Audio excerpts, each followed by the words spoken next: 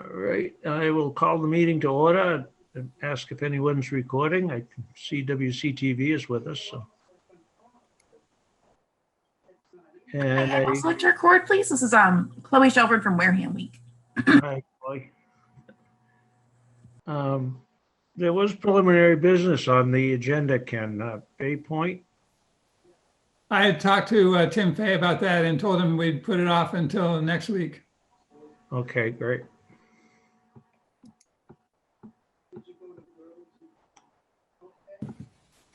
And with that, I would look for a motion to open the public hearing So moved. for Article 1 of the special town meeting, Hospitality, Recreation, Entertainment Overload District.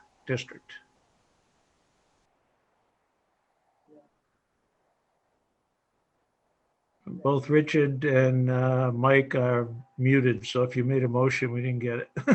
I'm not muted. I so moved the motion. Oh, thanks, Mike. Second. A motion made by Mike King and seconded by Mike Baptiste. All in favor? Aye. Aye. Aye. Mike? Richard? Aye. Mike Baptiste? Aye. I saw your lips move. There you are. Okay, thank you. And with that, this is seemed like a rehash of everything, but this is the corrected verbiage of the Hospitality, Recreation, Entertainment District as it will appear in the warrant on Saturday.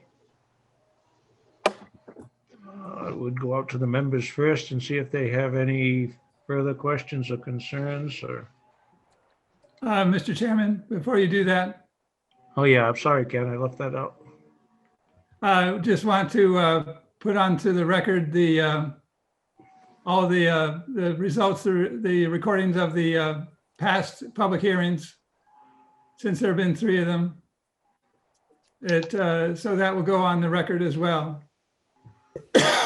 As well as the As the current record. the written statements that were sent in will also are on the website and will be or have been entered into the record. But were there about 50, Ken?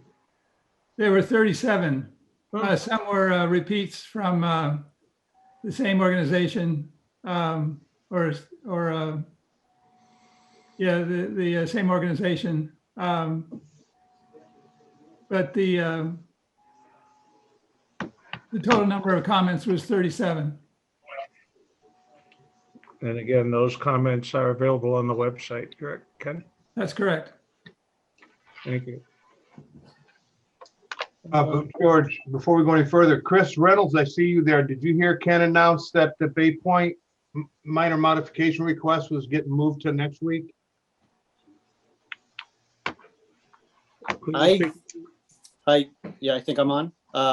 Yeah, Ken, I thought just about phase 2 and Cedar was going to be delayed to next week, but I thought I was hoping that just the minor modification for the distance between the houses was still going to be heard tonight.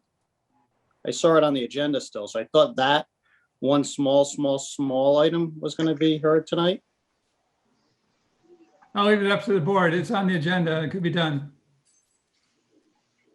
I'm sorry, I didn't mean to back up on you. I just wanted Chris to know that that Ken had talked to Tim and had been agreed to move it.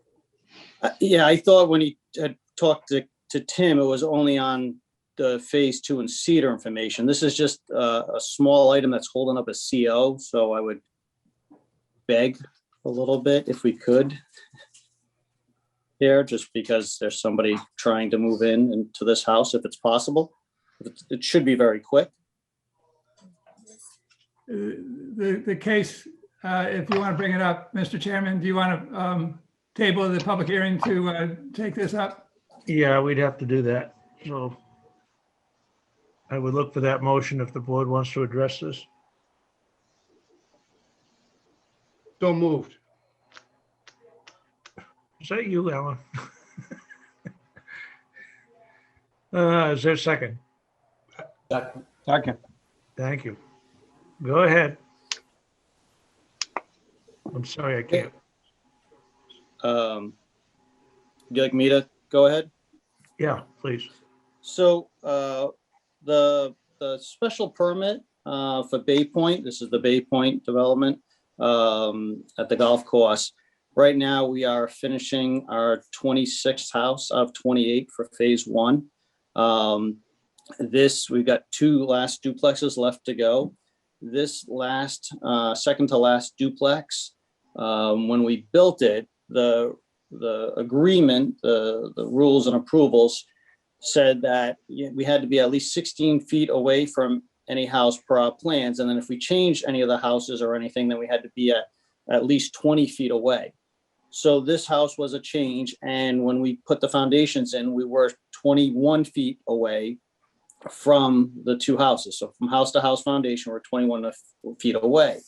However, when the angle of the house was put in, it caused the two decks of the two neighbors to be about 18 feet, 5 inches apart. So what happens is foundation to foundation, when I got my as-built, we were there and met it. But then what happens was when I went for my final CO with George, he noticed that due to the angle of the building, the two decks was 18 foot, 5 inches away, which is, I don't have, my approval say I have to be at least 20 feet. So one of the decks is an open air deck. The other deck is actually a 3-season room that's enclosed. So there's really not any impact per se being that 1 foot, 5 inches closer. So what I was hoping, thank you, Ken, you can kind of see how there's a slight angle to the house, and the right-hand side, you can see the 3-season room to it, and to the left side. So it's obviously a very slight minor modification I'm looking for to allow this one instance to be 18 foot, 5 inches apart. This way we could, right now, I'm not able to get a CO on this house. Chris, this is Richard. I have a question. Yes. I'm not too concerned about granting the minor modification. I do want to hear from you, though, what steps have been taken not to make a mistake like this again. So it's a good point. And so what happened was when we put the as-built for the foundation plan, as you can see right there, we didn't draw the decks in because the decks don't have a foundation. They're just on footings. So one of the things we talked about doing was when we do this as-built, certified as-built, which we need, we're also going to at that time put on physically to the plan where the future decks will be going to kind of, like you said, avoid this potential issue going on. And usually I have more than enough room, and I don't have this kind of convolution of events at the very end of this project of this phase one, which just caused this. So that was kind of the thought process going forward. I would suggest that you put in your maximum and minimum differences, or you know what I'm trying to say, Yep. on your as-built plan in the future, and that way that won't happen again. So Yeah, and then what happens is the foundation obviously goes in well before the deck, so that's why that didn't get caught that way, because you put the foundation in and then you have to do your as-built at that time, and you can't get an as-built obviously for a future deck because it doesn't exist at that exact time. But I agree with you. I have no other questions, George. Any motions to be made? Motion to approve the request. Okay, I'll second that motion to grant the minor modification to the A&R. any discussion? All in favor? Mike? Aye. Aye. Mike Baptiste? Richard? Aye. Aye. And aye. Thank you. Very good. Thank you very much. I appreciate being heard. Thank you, guys. All right. Motion to take the public hearing off the table and return.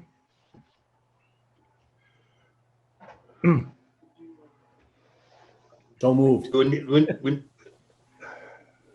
Second that motion.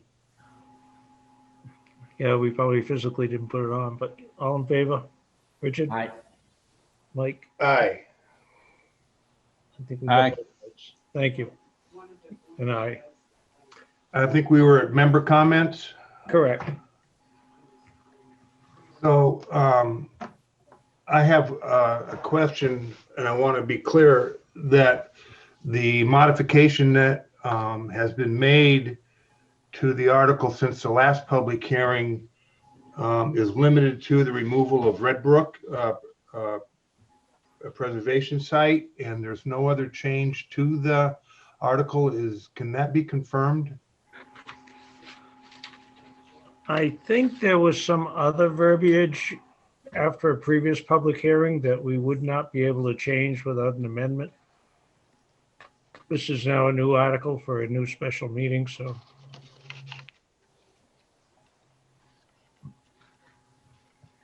Can you help me with that, Ken? Is that accurate? That's correct. This is a standalone article. It's an up or down vote on it. It's going as is in the warrant. Well, my question is what changes have happened to this since our last review? The area of the Red Brook wildlife management area has been taken out of the overlay district. And that is the only change that was made since our last version. That's the only change.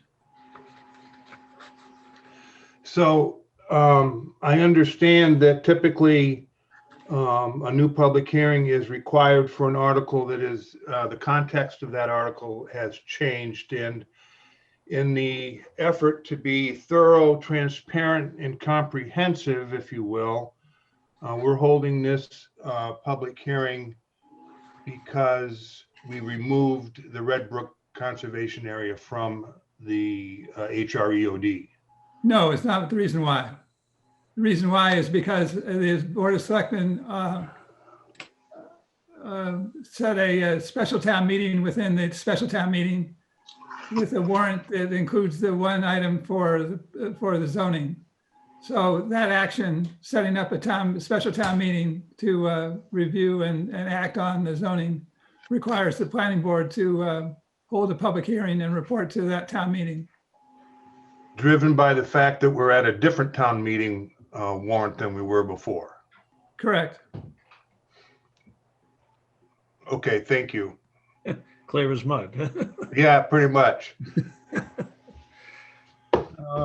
Attorney Tocciotto, do you have anything you care to add this evening? Yes, thank you, Chairman Barrett. What's happened is you folks went through and it was on the 8th of March, you had a 3-1 recommendation on one set with the zoning area. May I ask Mr. Buckland to put that up? That might help just explain what happened. Ken, could you put up the PDF of those two exhibits that I saw? Yes. Thank you. Right, just one quick second. Got it. This will help to explain some of the timing and then what occurred.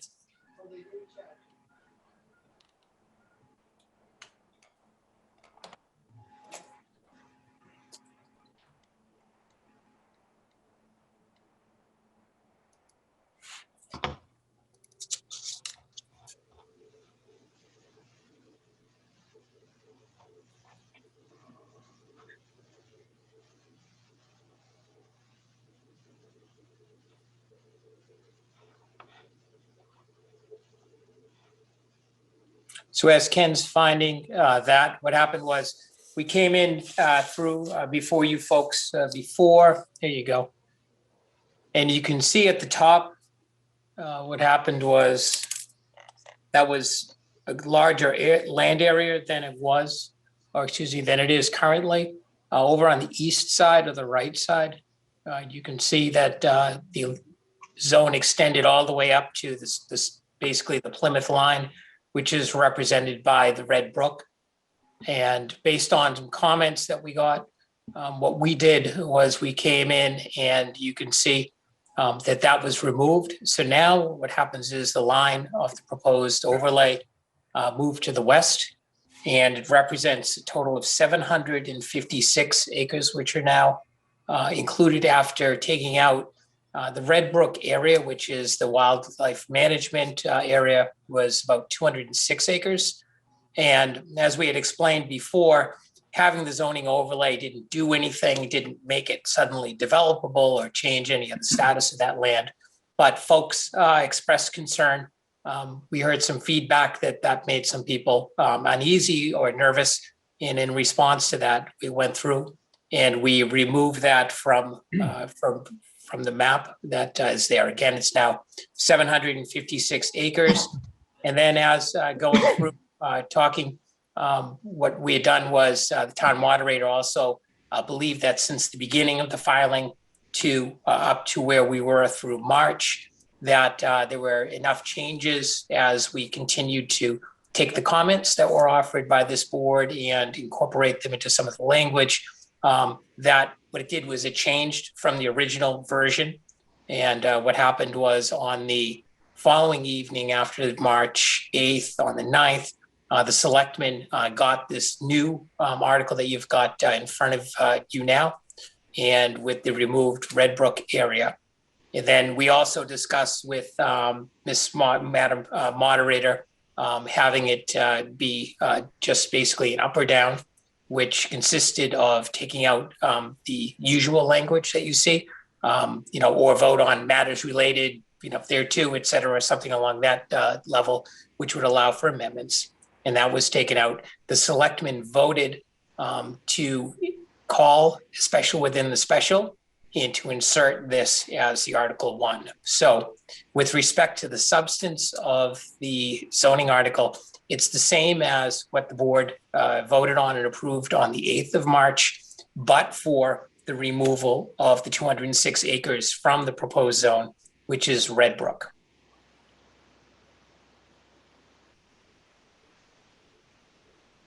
And then what happens is what Ken was mentioning is after there's a new special within a special, there's a requirement that it come back through to the planning board within a certain number of days for your folks vote to recommend or not recommend.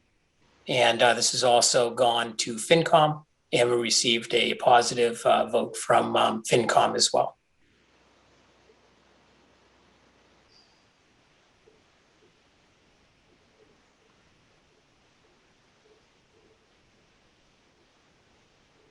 And I can answer any further questions if we're still there, George.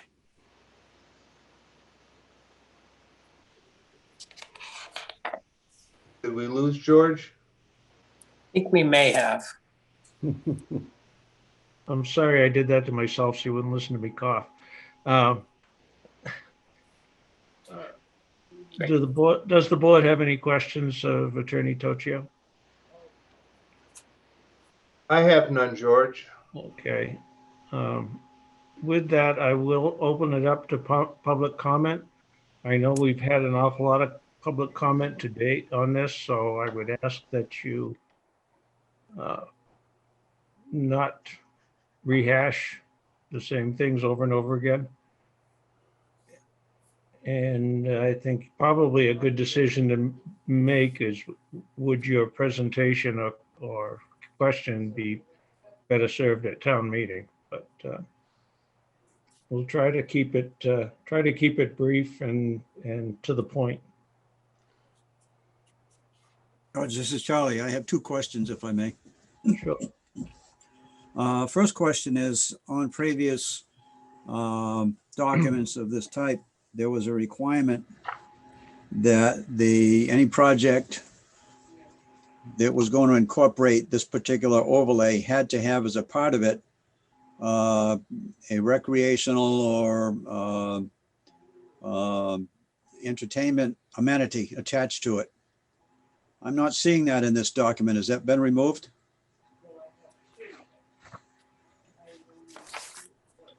Ken, could you speak to that, please? If that's a question directed to me, there's been no removal that we had.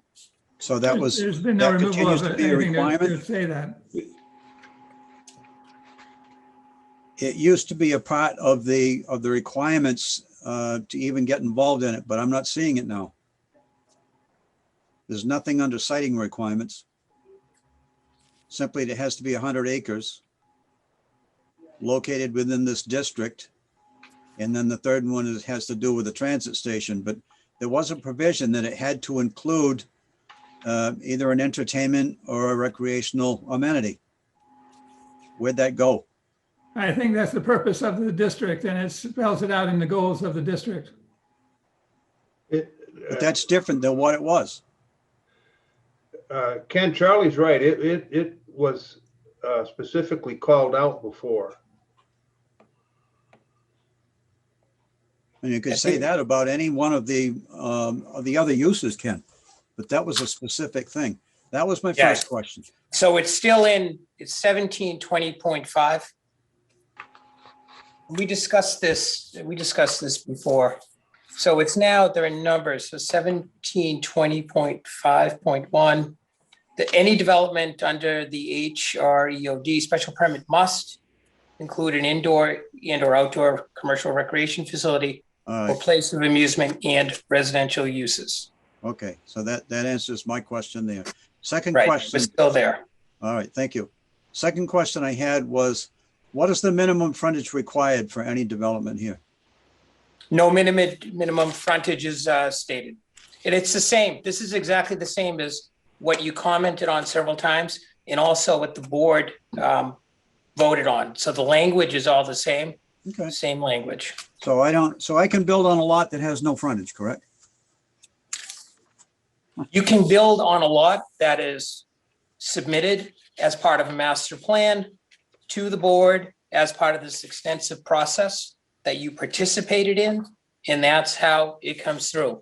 All of these questions were asked before. There have been no changes to this whatsoever from the last vote, and we talked about this extensively. If you remember, you went through, and there's a requirement that the master plan be pre-submitted to the planning board, discussed, everything be gone through, also have an extensive plan with respect to the filing requirements, and all of that was incorporated as part of the prior process. I've got a red line in front of me that are all your comments that we went through painstakingly and made your You did. changes. You did, So nobody what else we did. did was, those resulted in the March 8th version that was approved by this planning board, and no changes have been made. Well, that's interesting that you made that comment because nobody else went through those. But it has nothing to, this is a brand new public hearing, so it doesn't matter whether it was. said Nobody before or not. else went through those. I Yeah, have a right to went, ask the question. I went through all of these and we made the changes, which were voted on March 8th. All of those changes that you requested, that were made, that were voted on, are all in this version. I'm sorry, I don't recall that the planning board ever took up any of those things that you put in there of your own volition. I have a right to ask that question about the frontage. And Charlie, I think it's been answered. All right, so you're telling me I don't need any, correct? That's what I heard. Okay, state law says that you need at least 20 feet. Look it up in chapter 48.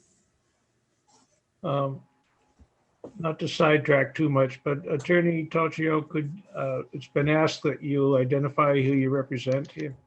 Oh, absolutely. No Toast Group, Mhm. the same group that I had represented before. And what I would respond to with respect to chapter 48 is when the master plan comes in, there will be land identified as part of the master plan. It will show a survey. It will show the exact amount of acreage. It will show how much frontage is there. And then the planning board can make an assessment with respect to the adequacy of frontage, because of course the question has to do with whether there's illusory frontage in all of those cases. That's why this is set up with such detail, to be able to go through all of those issues. In here specifically, it talks about master planning. Master planning goes well beyond a basic question about baseline frontage. It goes well beyond that, so that all of the questions that a planning board would have on sufficiency of access, safety, et cetera, are all put in as part of the total master planning for the site. This isn't a situation where you've got a lot which doesn't have frontage. That will all be identified at the time of filing. This is merely a zoning bylaw that sets up a specific process for all of that. And again, it goes through one of one of the things that people say is, wow, it's 10 pages, it's so comprehensive. That is the reason for that. And that grew as we went through the process with the board before.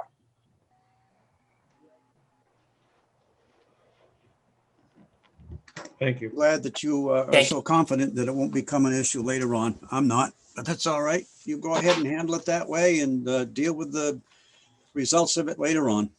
Yeah, Good luck, everybody. I'm not here to argue with you, sir. I'm here to answer questions of the board. The chairman asked that people be brief, not rehash things that were stated before. And I don't want to argue with you. So I'm trying to answer questions. All right. All I asked for was where it was, that's all. Okay, let's move it along. Ken. I think Nancy and Lisa Morales had her hand up. what's that? Lisa Morales had her hand up.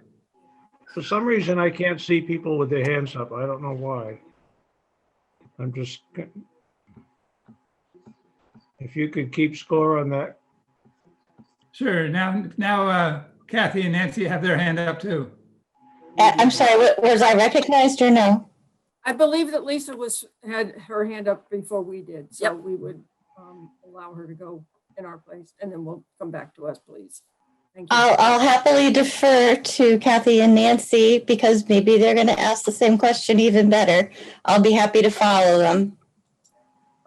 My question actually, I have a couple, but the first one is that in this, the warrant that's before us, there's a very specific lots and maps and what the bounds are.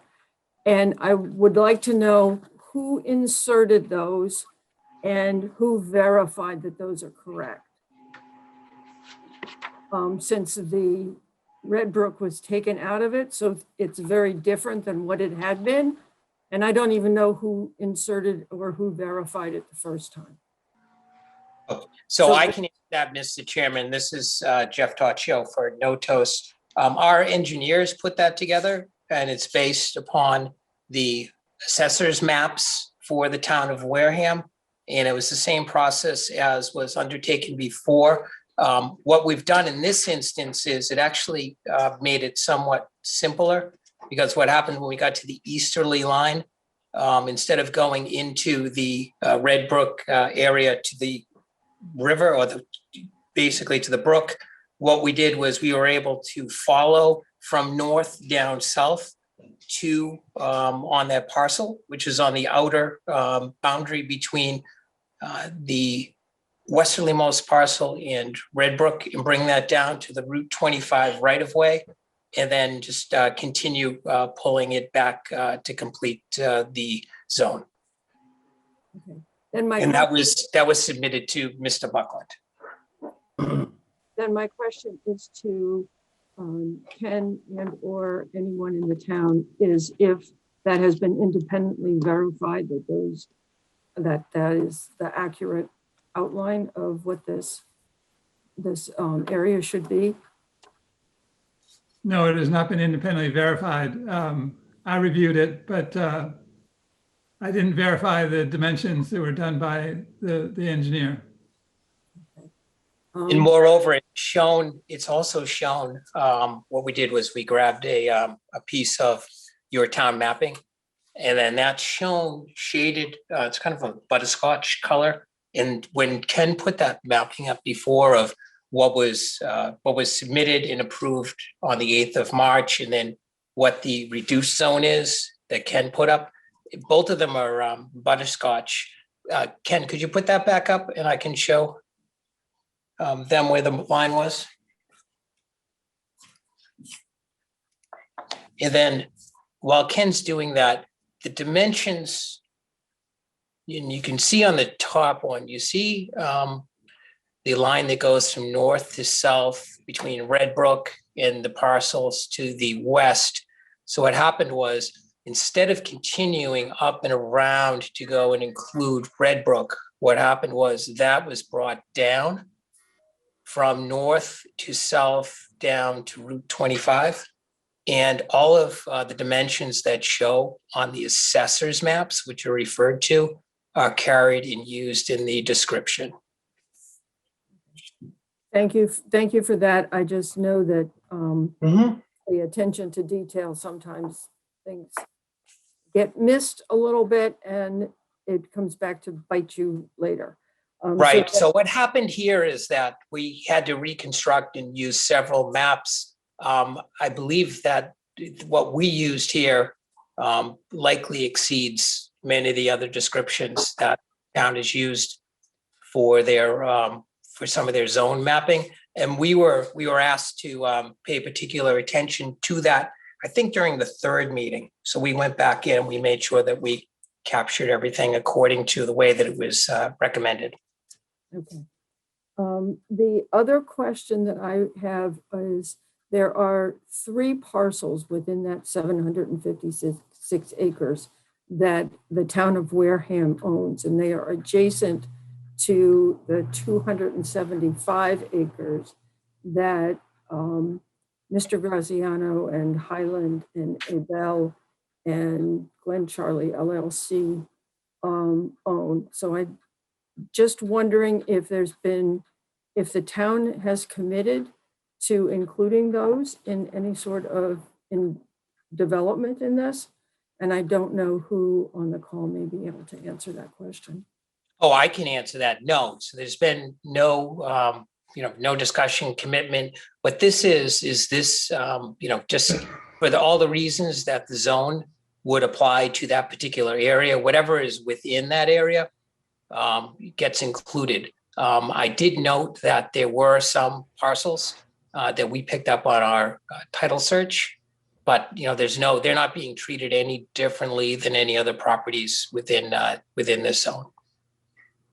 Okay, so then, Isn't, Kathy, Nancy, I'd like to make sure that we all understand exactly what the process would be to sell any property that the town owns. It's my understanding that requires, I want to say, a town meeting vote to do that.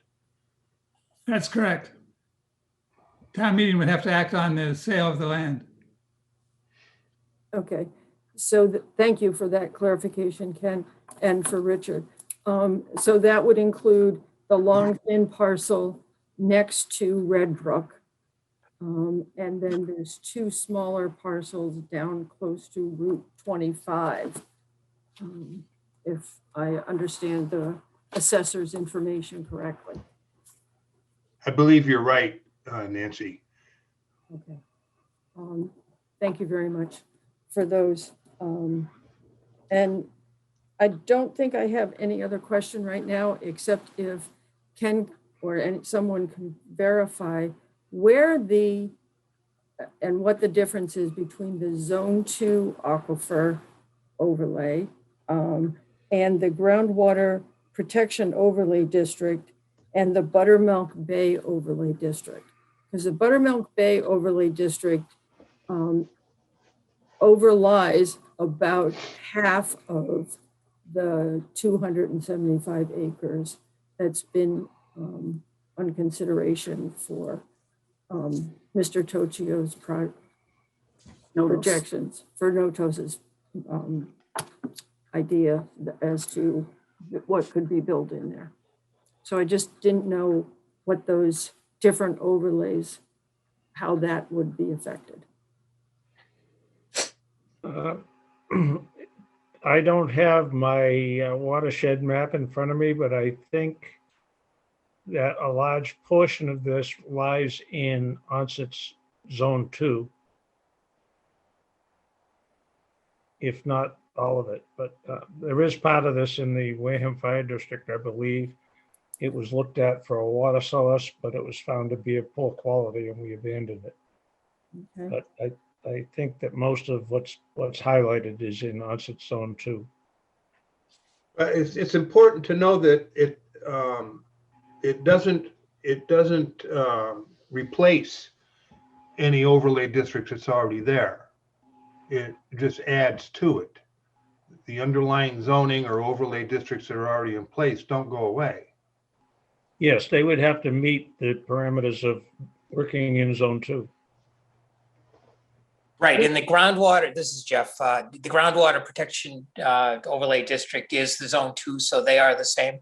And then what we did when we went through, we actually added, our first draft had the same language as the groundwater protection district with respect to requirements. And the comments resulted in our putting in extensive additional requirements that go well beyond either the Buttermilk Bay district or the groundwater protection district. So as a result, this zoning overlay puts in more comprehensive controls, the regulations, than your underlying zoning as well.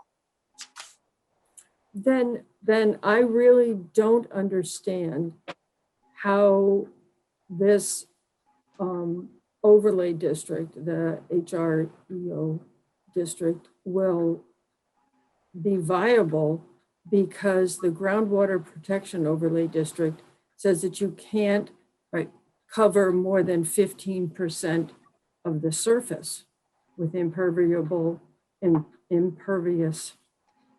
surfaces. So I don't understand how it can now say 75%. That just doesn't make any sense to me. I'm sorry, I don't understand that question. And let me go. Mr. Toccio, we've been looking to try to understand where, this is Kathy Papalardo, Hi, Kathy. where the groundwater protection overlay district is. And based on what Mr. Barrett said, it's where the DEP Zone 2 is. Well, according to Wareham's bylaws, the groundwater protection overlay district states only 15% of it can be impervious surfaces. So I don't understand, it's in our bylaws. The maximum lot coverage of the total ground area by all structures, paved areas, and other impervious surfaces does not exceed 15% or 2,500, square feet, whichever is greater. Just And to help you with that. And you're saying you would pave, potentially, you would keep 25% as open space, which means 75% would not be open space, which is totally against what the groundwater protection overlay district states, which would be in effect because your overlay can't cancel that. Yeah, I think you're conflating open space with the impervious surface requirements. There are differences in the definitions of the two. I understand with the 15%, and we've already said, yes, we have to deal with that. And then this also has a 25% open space. Yes, but this is saying 15% is what can be left, which means 85% has to stay open, not the opposite. I apologize, I'm not following you. What the overlay district seeks to do is allow what's in this document and place it over the top of the existing watershed protection area. Mhm. Meaning that they could, if their project is approved for this overlay, they would go with the parameters that are in the overlay district. And they would have to, for instance, demonstrate that they've met wastewater requirements that exceed or make it feasible for them to do that. They So also meet the parameters of construction in a zone 2, which is a higher standard. Right, and George, if I may, I think the confusion, not all developed space, for example, is impervious. So that you're conflating open space with, with the requirement that things, not be covered with impervious. So what happens is 25% open space can indeed be consistent with a 15% lot coverage limitation. So what happens is the burden will be on whomever files a master plan with the town to demonstrate all of those ratios. So again, this just has to do with putting the zoning into place. There's nothing, I'm not asking you to approve any project, et cetera. All that we're saying is give us an opportunity or give someone else an opportunity to come in with a master plan. And all of these questions that you're asking are really good. But what's happening is you're asking that they be answered based on something that you're trying to, put together as to what something could be, et cetera. What I'm telling you is that all of your questions, they are satisfied with planning. What you do is you go through and you count up all the impervious, all the pervious, and then you also look at the areas that are disturbed versus not disturbed. So what we talked about was a minimum of 25% preserved open space. That will be a requirement of whomever comes in. As a matter of fact, I think that was 15 before, and you folks asked that be increased, and it was increased to 25%. Yes, it was 20 before, but it also said in that 20% were sidewalks and patios. Because I questioned that at one of the meetings that really wouldn't be considered open space, sidewalks and patios. And then after that, you changed it to 25% and took out the sidewalks and patios. Okay, so in responding to you, that's what we did. I think that was the third meeting as well. Good, excellent questions. And what I'm trying to impress upon you is that we've been through this process, and I think that you'll agree that we listened, we made changes. I listened to both of you, I took notes, and we went back and I made the changes. And all those changes that we made and that the board approved are contained in this document as well. Everything that I'm saying on a master plan, there's a reason that we were asked to go forward and have the requirements. We have to, install, wells, et cetera. We have to have the master plan with all phases contemplated. There was a reason that you folks asked me to add all of that specificity, and it swelled this thing up to 10 pages. I listened, I added it, and now the burden will be on my client or another developer who comes in to say, okay, give me the zoning, here's my master plan. And then it's going to go to this exact same board, and the planning board is going to say, hey, show me the calculations on, your open space, show me the calculations on your impervious. That's what the process is going to be. And that's when, we're going to do the other things. For example, it's also set up so that we have to file with the requirements of the information that MEPA will request. And it's set up such that, it from the get-go is going to be coming in with that heightened level of information. We've agreed to all of that, and that's everything that's included in this document. If we can't meet those thresholds, or someone else can't meet those thresholds, then something isn't going to be approved. This is your protection. That's why it's so specific. That's why it's so long. That's why it's so detailed. It's more detailed than any other zone in the town of Wareham. And we did that, based on your encouragement. And that's what we'll ask you folks to, or ask the planning board to recommend. And then we'll ask the town meeting on Saturday if they can support this as well. Kathy, this is Richard and Mr. Toshio. Can let me rephrase back what I heard. Yep. Kathy, I heard you say that there's a 25% open space requirement in this article. And you were struggling with how can that be when the overlay district that's already in place has a 15% impervious surface requirement, no more than 15%. Right. And I heard Mr. Toshio say that both of those numbers are valid. Impervious surfaces and open space don't necessarily correlate, but Correct. both numbers do apply and will apply and will be reported on any project that comes forward in a master plan. Yes. And I would just, using the word master plan, make sure you're specific that it's the master plan for this site, since the master plan in the town has already put that this area shouldn't be developed. It should stay open to protect the water. Just to be careful how you're using the word master plan. Make it site specific. Thank you. Great. Thank you very much. I see Ms. Morales' hand up. Go Good ahead. evening. Thank you. See, I do have a good segue with their question.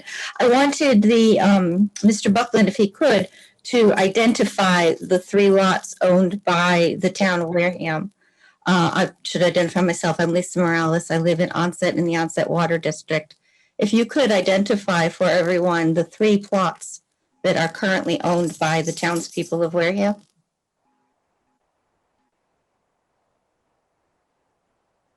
I'll bring that up. Thank you. While we're waiting, this is the first time I've addressed Mr. Tocho. Okay, which 3 are the ones that are currently owned by the townspeople? I believe this lot here, the long thin one that runs along this portion of the site, as well as 2 parcels down here. And those are the result of tax taking, correct? I actually don't know whether it's taken or not. Perhaps Mr. Slavin would know. Oh, I guess we lost Mr. Slavin. No, Thank the you. answer, Lisa, the answer for that for me is no. It's before my time, unfortunately. It goes back quite a while ago. Okay, thank you. I'm not going to guess that. I didn't know if you did know. Thank you. My second question is for Mr. Tochio. Has your client entered into negotiations with private landowners to purchase any of this land at this point? From them, Excuse me? from Notos after Notos purchases it? No, has your client entered into negotiations with any private landowners that own land in the proposed overlay district? Oh, no. None at all.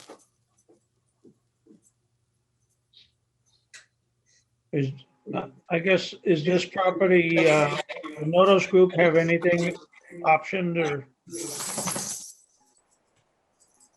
Oh, I'm sorry. I thought I answered. Oh, And were there to be an overlay district approved, do you have any information whatsoever as to how much land your client might be interested in purchasing? The land that they have under agreement. Which would be, I'm sorry? The land that they, the Graziano property. So Highland, what was mentioned before. Yes, exactly.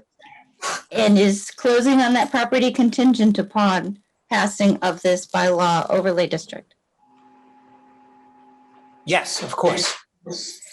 And so my understanding is that this is a de novo hearing and that the planning board has the opportunity to vote completely opposite that they have, well, actually flip-flopped twice now, that you have the opportunity to vote no, you don't recommend this. Is that correct?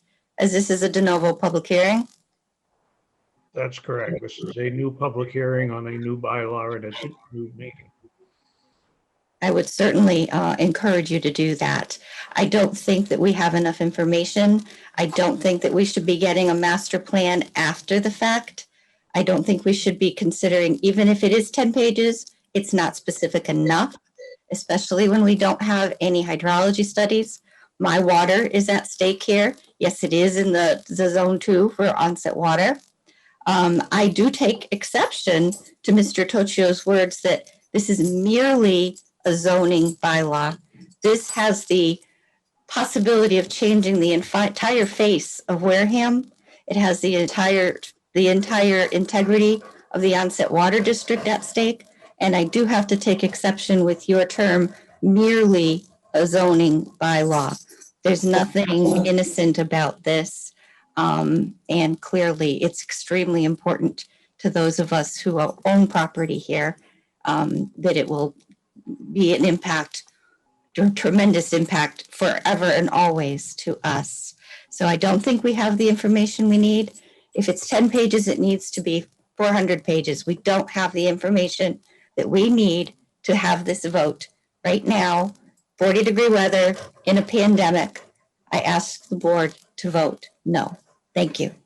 Oh, great. And I'd love to respond that. And sorry that you take exception. When I say merely, I didn't mean merely as with respect to everything else in the world. What I did was I talked about it merely in the extent of versus going through and actually filing a master plan on a specific property development. So merely what I meant by that was just the first step in being able for an applicant to come in and to provide the studies, provide the master planning, provide everything so that your concerns, and you mentioned, the onset water, that is obviously a major concern, and that will be a major focus on what any permitting goes around. So when I say merely, I just mean merely as in that's the first step that would be required before we could go forward and actually file a master plan.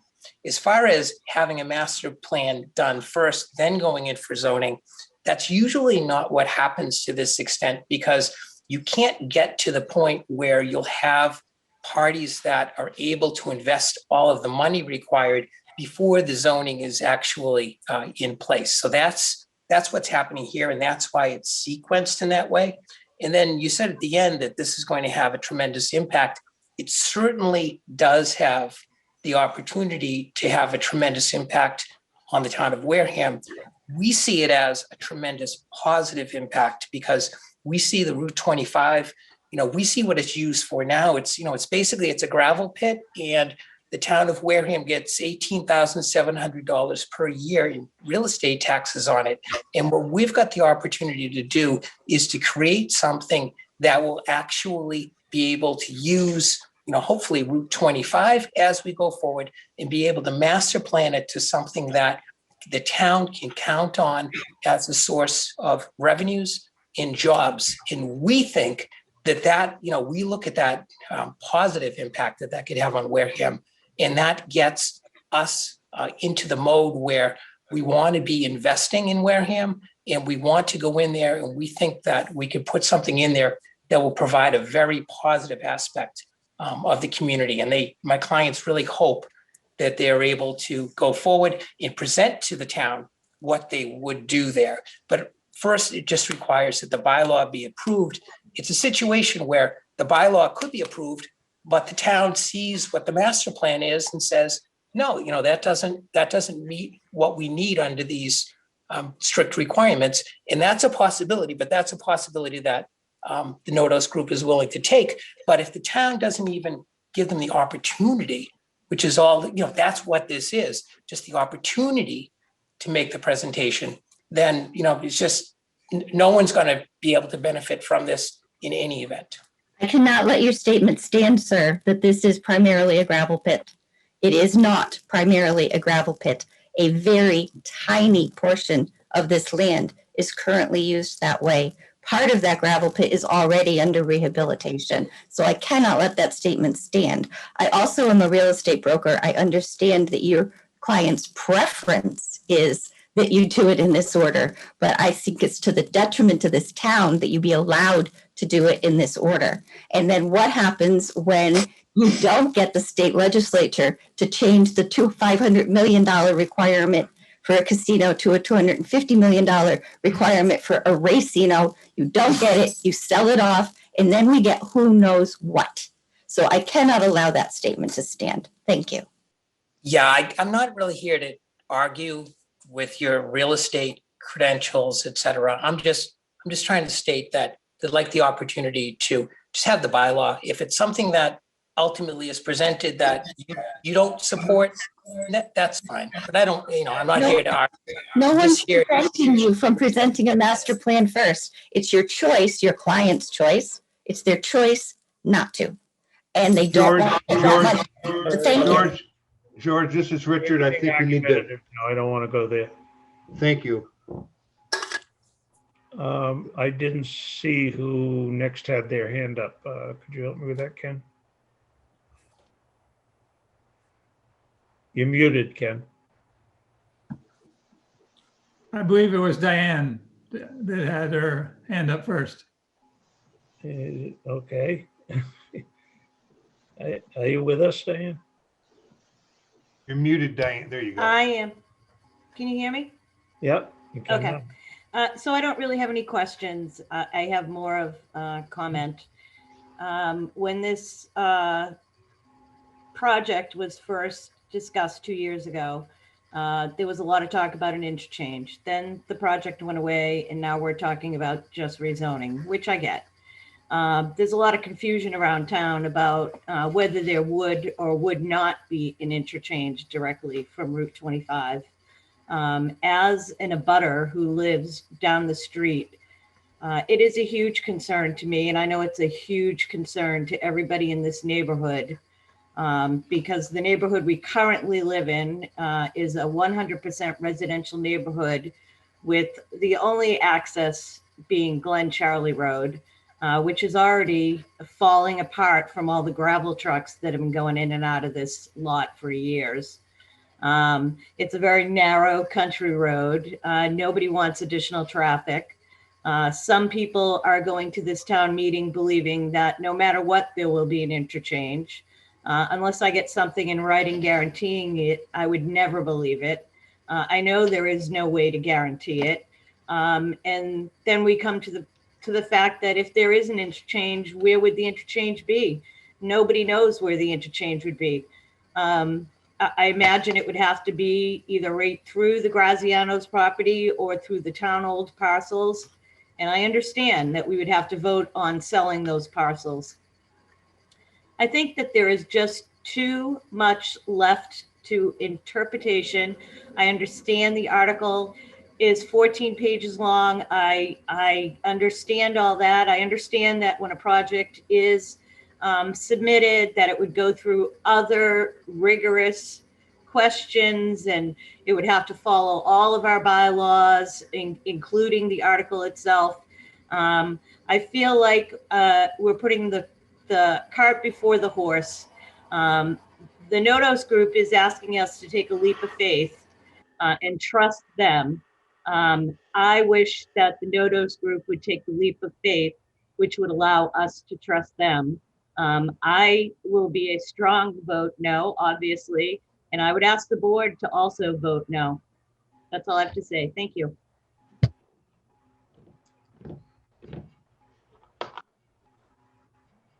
Leslie Edwards was next.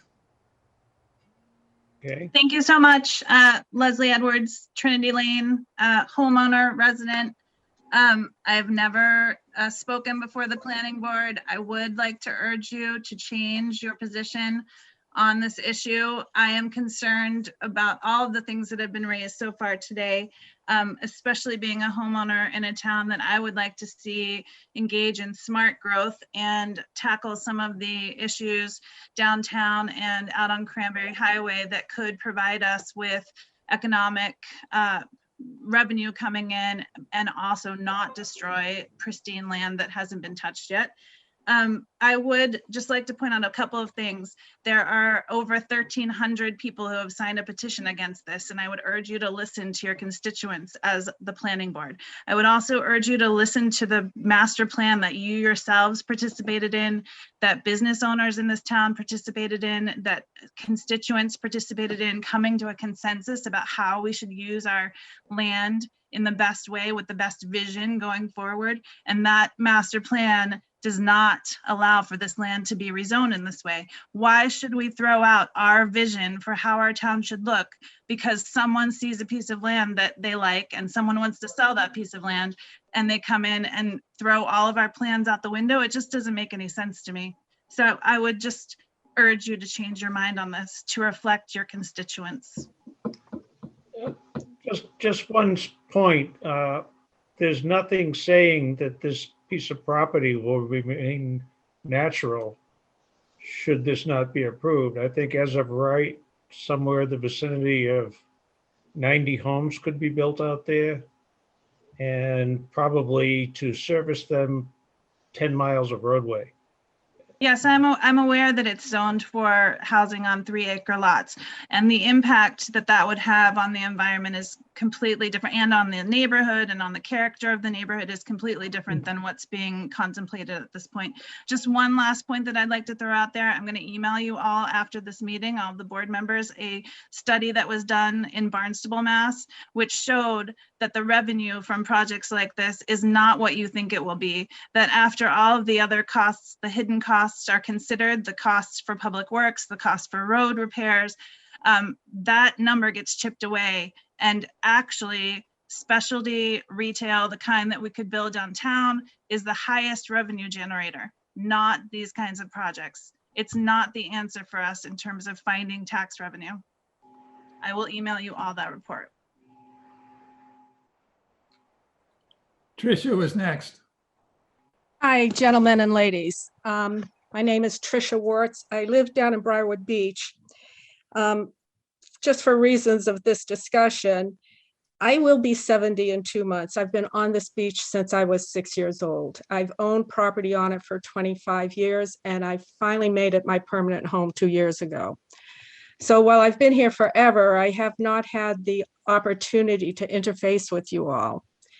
I want to support a number of things that were said here, but in particular, what Diane was striking on, and that is when I look at what the suggestions for development are, what I don't see is any record of what the town is going to have to pay for, or whether Notice or some other developer will pay for it. And that's available and safe access into this property. When you look at Glen Charlie Road right now, it's 2 lanes. If I'm going one way and I'm being approached from the other side by an SUV or a truck, someone has to pull over and move over into partly off the road to get past. If I go up further, I spend a fair amount of time going over into Plymouth, and I take Plymouth Road. That road is hillier, bumpier, smaller, and half a mile or more of it is still dirt, which every time it rains becomes potholes to the point where it's impassable. So when I look at developing an area of land, whether it's 7 independent 100-acre parcels or larger than that, I'm looking at, and there is no other access in and out. I am looking at a very dangerous situation when you're talking about buildings that could be 7 to 9 stories tall, when you're talking about large recreational areas, et cetera, et cetera. The current infrastructure to support this development does not exist right now in Wareham, nor have I been made aware of any studies on how this infrastructure would be handled and what the costs are and how that will impact taxes and costs for the Wareham citizenship. So Mr. I Rowley? ask that you vote no. Mr. Rowley, it's Jeff Toccio for Notos. May I respond to that? And I can answer actually Ms. Wertz and also Kenny. So with respect to Glen Charlie, safe access, et cetera, excellent points. Glen Charlie Road, I mean, it's an old road that developed. It wends its way in, and it's got older geometry, older construction as it went forward. We've already gone through. We've got an entire survey of Glen Charlie all the way from Route 25 up to Plymouth, Plymouth Road. And we've got all of that already assessed. We've already looked at it with respect to what you could do for geometric upgrades. And we've actually invested quite a bit of time and money in looking at a lot of that. So from their questions, excellent questions, that would be part of a presentation when you actually master plan something. So all of these really good questions, you're looking at a roadway as it exists today. And what you're doing is you're mentally projecting something up the street without there being any improvements to that roadway. And that's not how it happens. So what happens is projects typically will leverage existing infrastructure, and where there's a problem, it's identified, and then mitigation dollars have to go down to that. Is it Depot Street in front of the Cumberland Farms up at the other end? The lights there, for example, believe it or not, that light has been identified as a significant, it's got a problem. And that's already been identified as a number of of existing infrastructure pieces that will be required to be upgraded as part of anything going in down there. So we've started to actually look at those. And I think we identified 6, I want to say 6, might be 7, different types of existing like insufficiencies that you folks are dealing with every day. And you may say that's a problem. Trucks come too close. We've actually identified those. So that's part of the process of going forward. If the bylaw gets passed and we do have an opportunity to go in, that's exactly the type of thing that we focus on. And like I said, a lot of that work's already been done. So Mr. Toccio, Yes. mitigation and assessment work has been done. Who pays for those improvements? Has that been decided?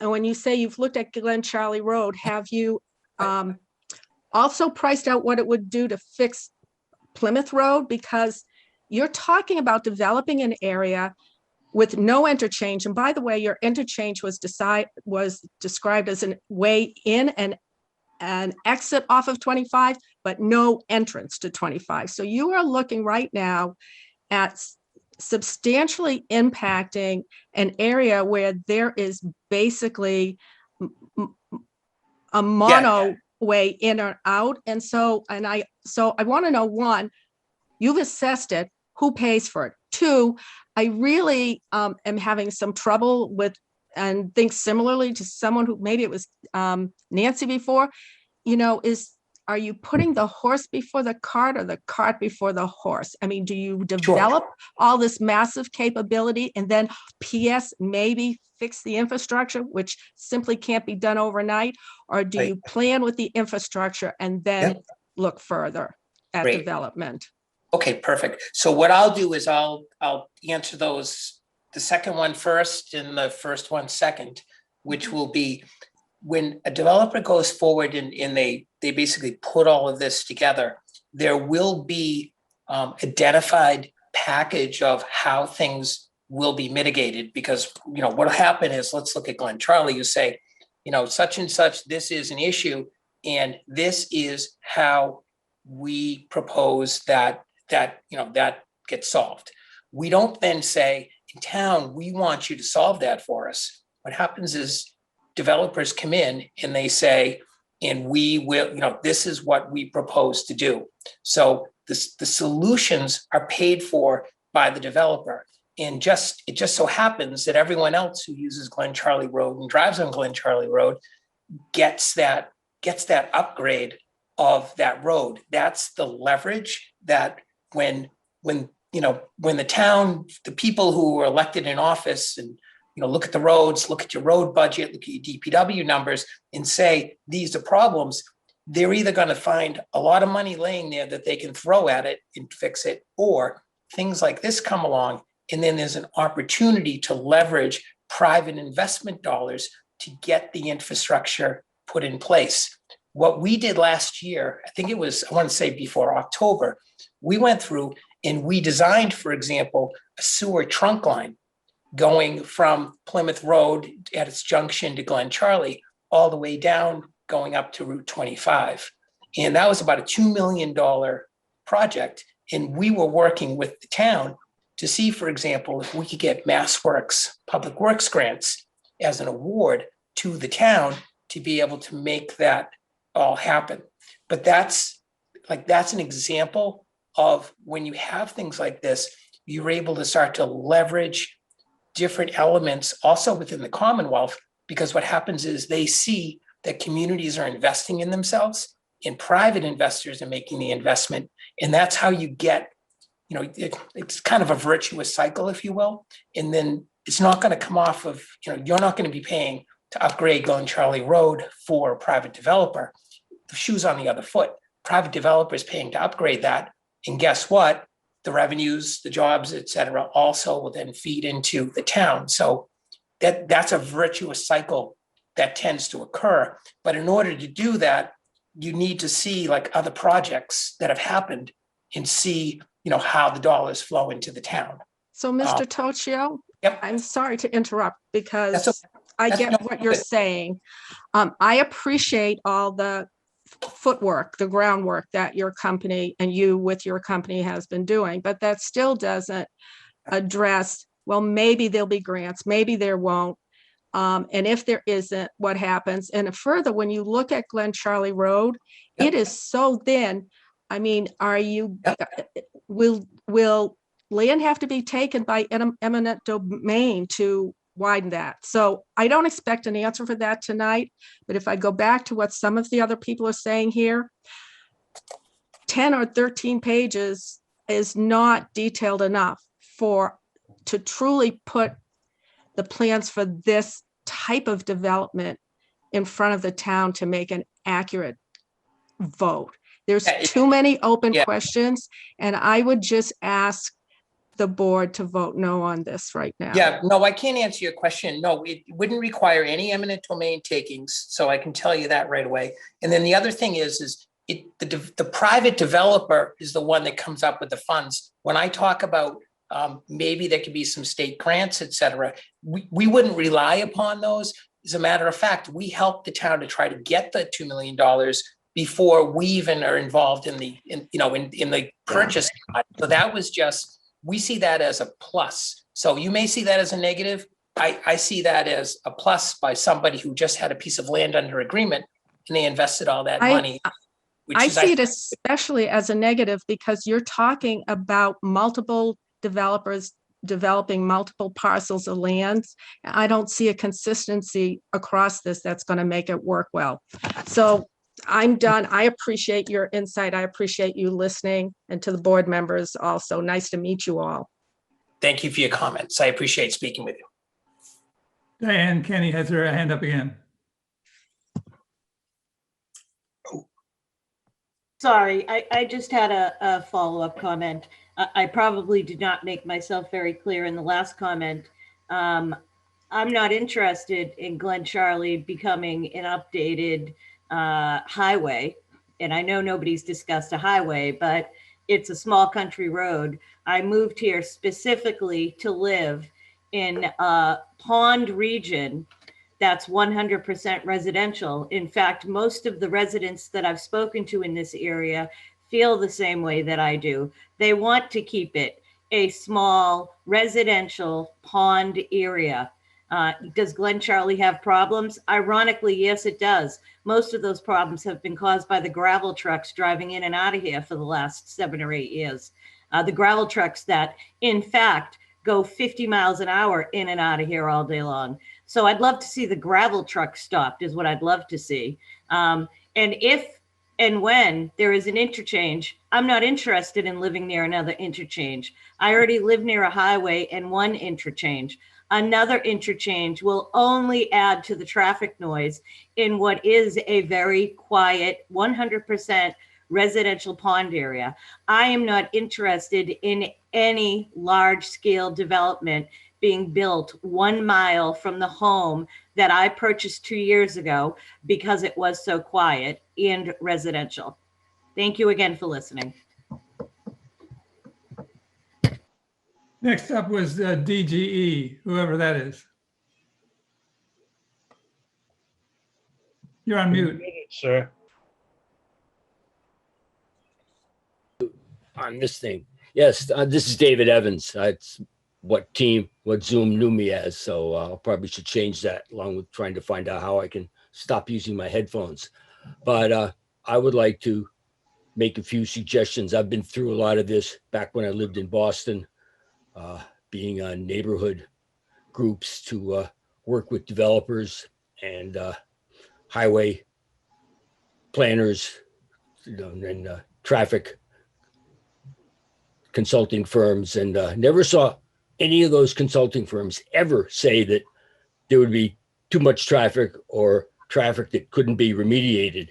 But when all was said and done, traffic can never be remediated. I mean, if there's going to be traffic, there's going to be traffic.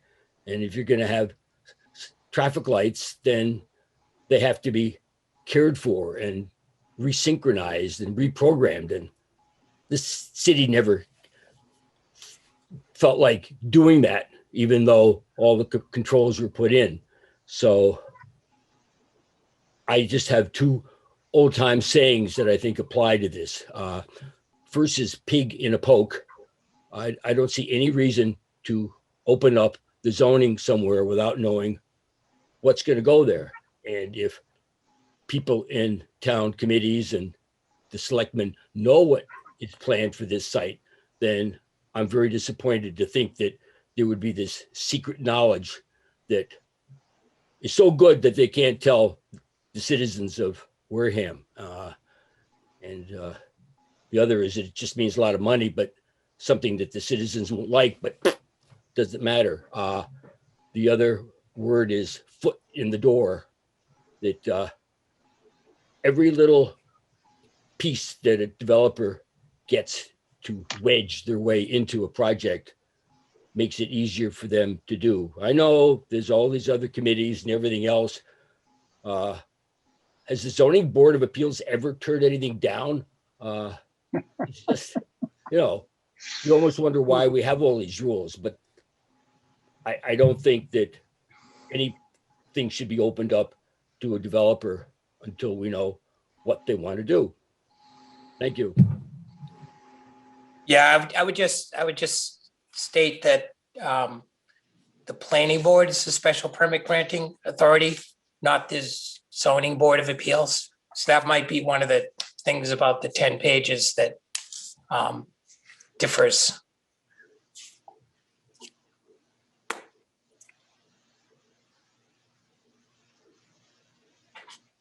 I have a hand up from David Halberstad. Thank you, Ken.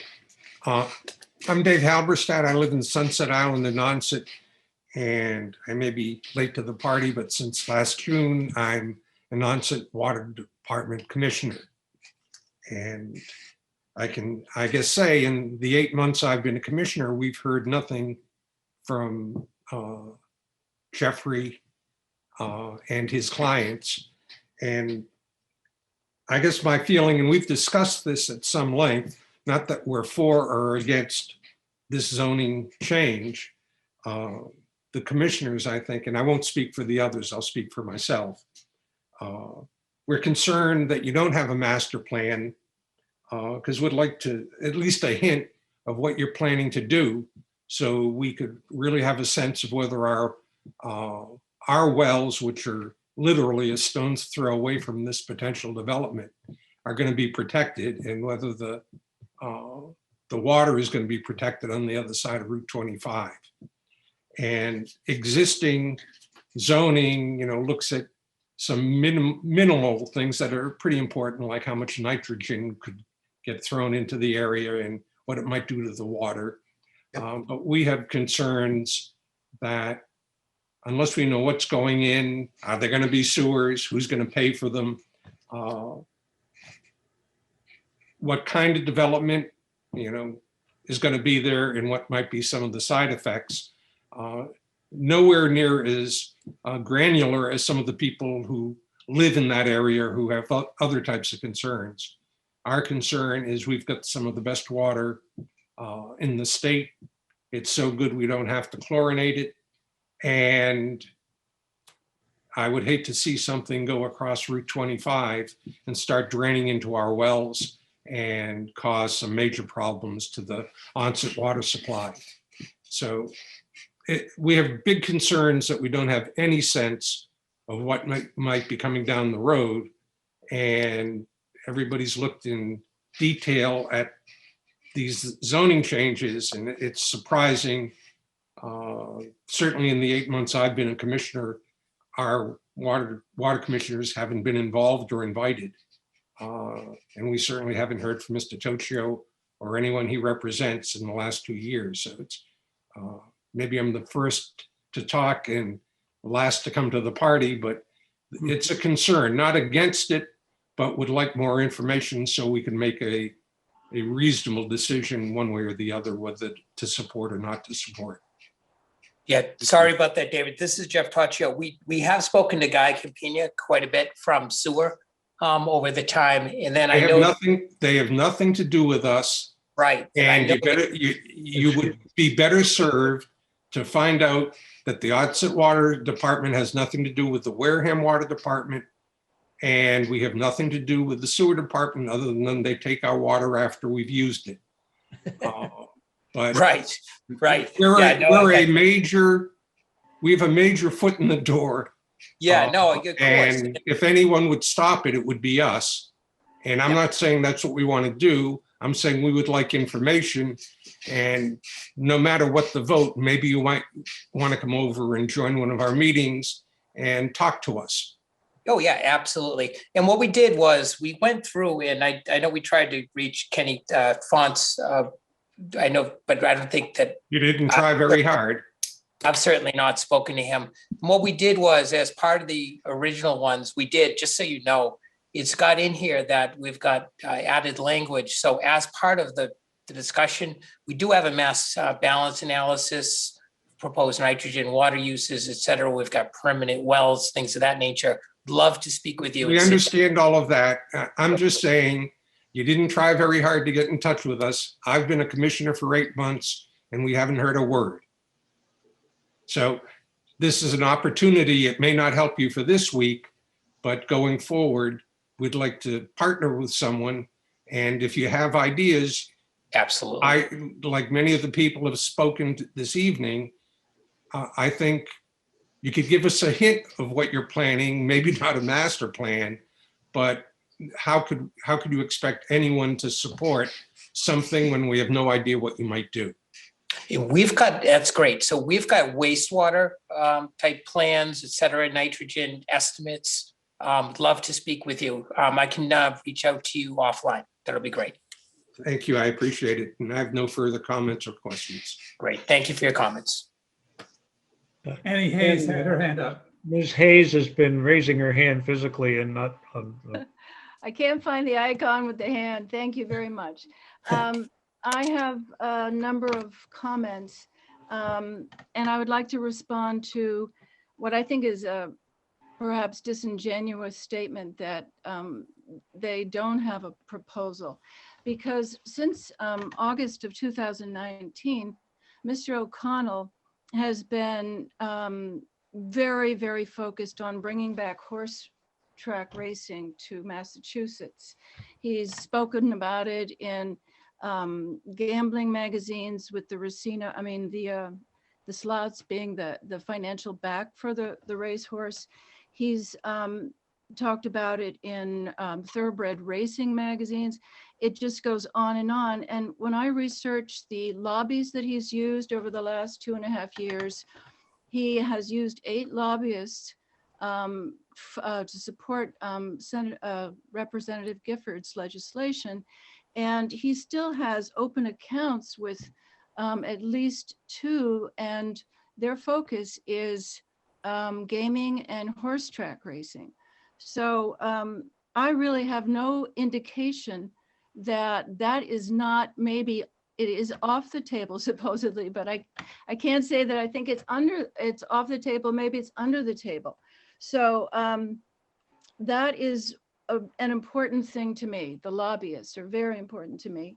And I don't know if this is the point, I think it is, but I would like to respond to Mr. Toshio's letter of maybe last month or more recently, saying that changing the size of the area, it's been significantly, this is a quote, significantly reduced to be located between Route 25 and Glen Charlie Road, thus retaining its linkage to the Gatra route. And I know from reading the governor's guidance for the quantum for the vote that changing it from a majority of 2/3 to a majority of 1, that if it meets the qualification of having a transportation exchange next to the proposed multi-use development, that would be a reason for a majority of 1.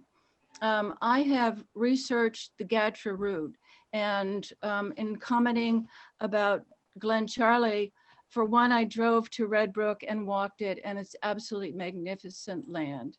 And I am totally behind people who want to protect this land. And maybe we don't own it, But Mr. Tocho was talking about state funds that you can build roads with, and I would like to see state funds and grant writers approach to buy land to protect with. Let me go back to the going up to Glen Charlie this morning. I went to the end. I saw what almost looks like restoration of wetlands projects in what I think is the quarry. Is that at the end of the road of Glen Charlie, around 288? Well, okay, I won't answer. You don't have to answer that, but you have to travel at 30 or less. That's the speed limit in most of it, and for a very good reason. And it's a lovely road. It's a lovely country road. And I think it is absolutely not a virtuous cycle to disturb those communities and that land. And I absolutely agree, when a developer gets a foot in the door is open. And I was walking in Swift's Beach, going house to house this weekend, as well as talking to people outside the post office. I'd say 80% are absolutely against a casino, a horse track, development of that land.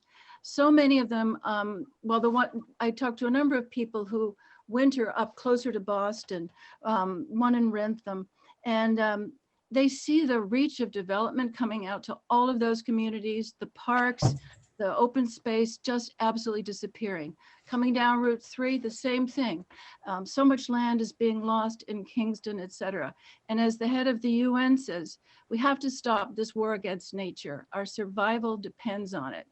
And I think this town has just got to get behind the open space. So back to Glen Charlie, I'm sorry I'm jumping around, but it's a very concerning and emotional issue for me. The Glen Charlie Gatra situation, when I studied Gatra, this is not a transportation hub. There are Gatra linkages. I have all the information and I would like to put it on the record. I couldn't get it to you in time, but I hope that you'll allow me to have it on the record, and I'll get it to you in the next day or two. But the 7-Eleven doesn't link to 4 of the Gatra linkages. The 2 of them are little circles that go around. And boy, I wish I had all of this right in front of me. It has been.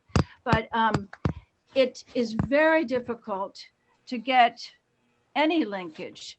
If you want to go to New Bedford for employment or down to Fairhaven, you have only 2 options. And you have to get on from the 7-Eleven, go to Cranberry Plaza, sorry. And you have 2 opportunities to get to New Bedford. One will take you there in 2 hours from when you leave, and you'll arrive at 9:30. That's really not when jobs start. They start at 9 o'clock, but you have to get from the bus station to your place of work, walking if you can. And then the other doesn't get to New Bedford until 11:30. The return trips are only at 2 and 4. This is not a work schedule. This is not conducive to helping, housing, people in housing developments use public transportation. And I would say that's a lot of the governor's purpose. So, and then if you wanted to go to Boston, you just keep missing opportunities because the schedule doesn't allow for that. You can't get to Plymouth and go anywhere except to the Walmart. It just goes on and on for all these routes. This is not a transportation hub by a long shot. It's a lot of little bus stops on local routes. So I would like to have that in the record, and it's a justification for not having the quantum of 1. I don't know if the planning board has spoken to that issue yet. And I don't know exactly what else I have to say. There's so much, but I agree with all the previous speakers. This is absolutely the wrong way to go. And I haven't even spoken about the addictive creation that slot machines have.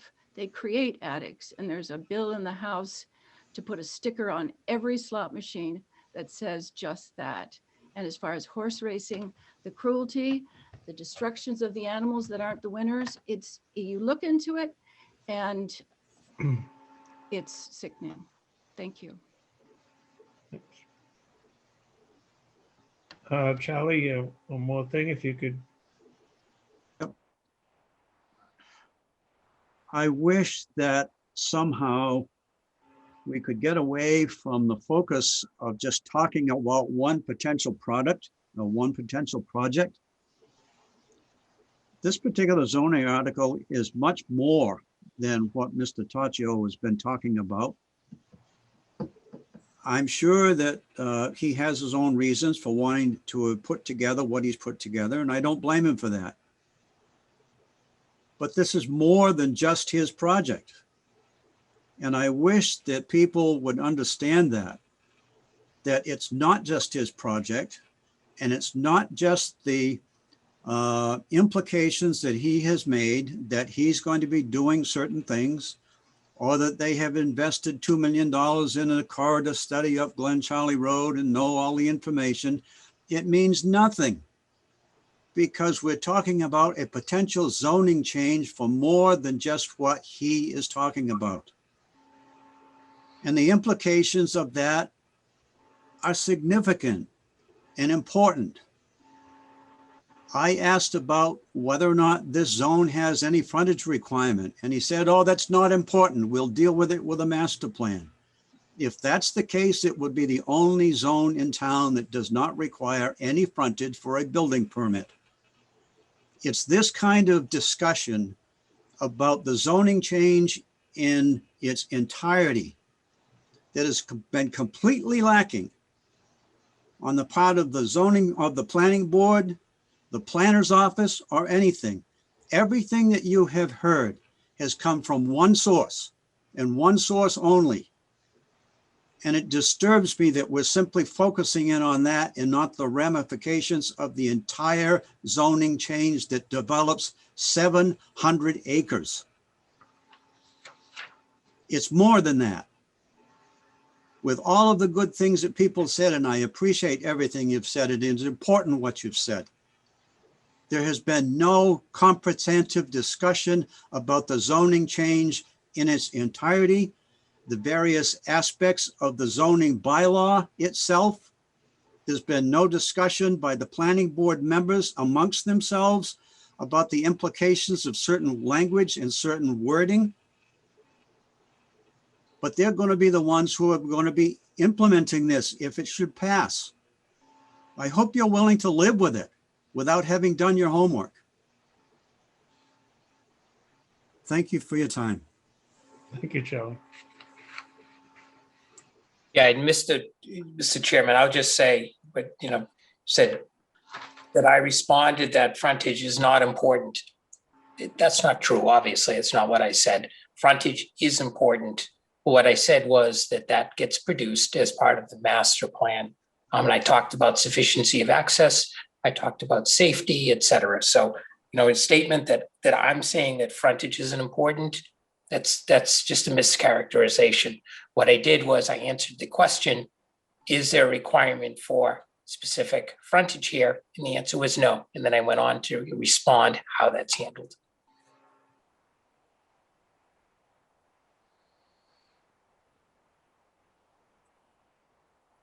All right, well, I don't see any new hands raised, so I'd make a motion that we close the public hearing, Mr. Barrett.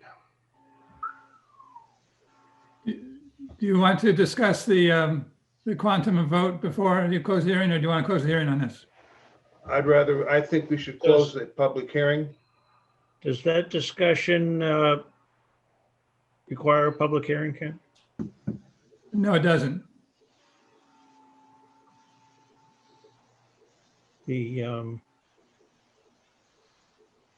All right, Ms. Hayes, I'll give you a few minutes. Can't hear you. You're muted.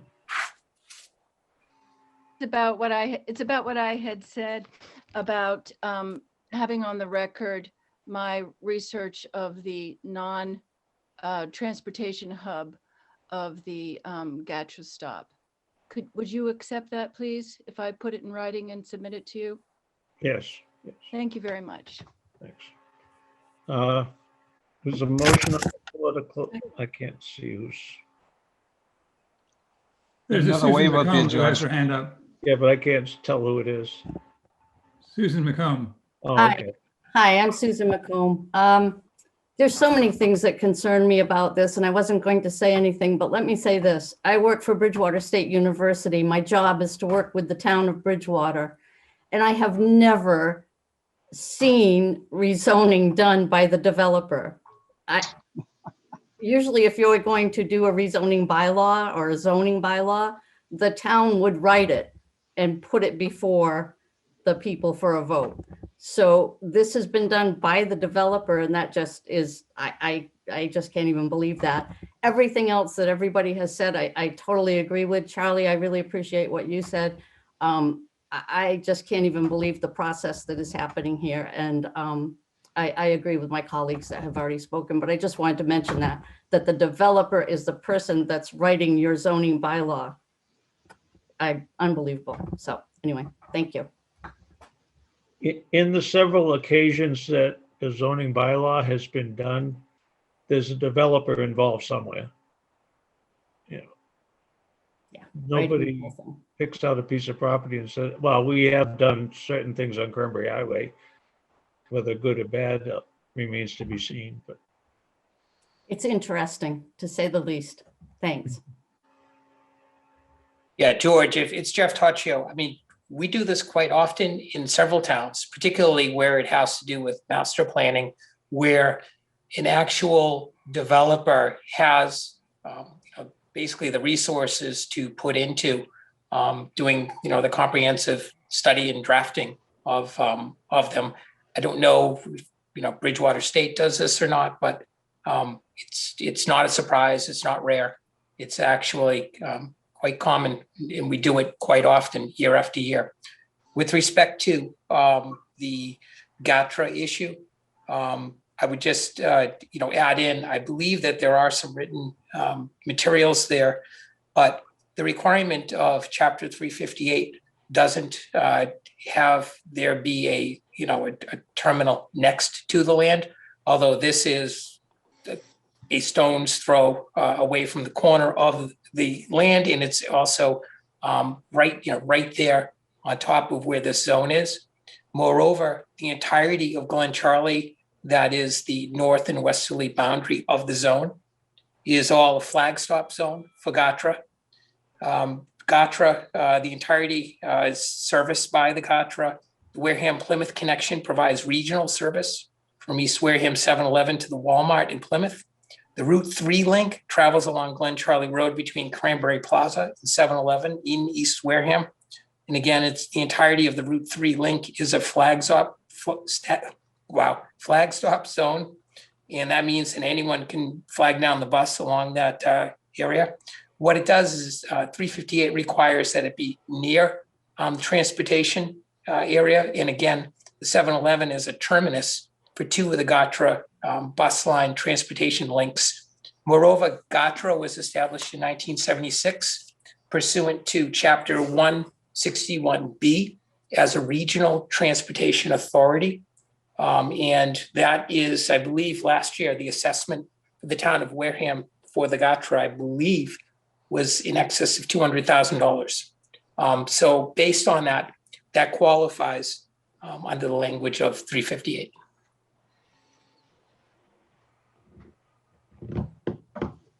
And I know, Richard, you had a motion, but I didn't hear a second. I have one more question, I think, before you make a motion. And Mike, if I can be recognized. I know a lot of you that have been putting your hands up have had an opportunity this evening. I will give you one more shot at the apple, but. Thank you. And it's a comment that I ask you to consider, and it has to do with whether you need a majority of 1 or 2/3 on the vote. I've been talking with a lot of people in the town. They have no idea that voting option has changed. It's very little understood. And I think if there was a significant knowledge of what's happening to whether you need a 2/3 majority or a majority of 1, would change how you might find people coming out to vote. I think they are probably working against prior knowledge. And I just heard someone from the planning board say that there was no need to run a town meeting or have a vote on that change of how majority would be handled in this town. But I'm also saying to go ahead and do it as majority of one.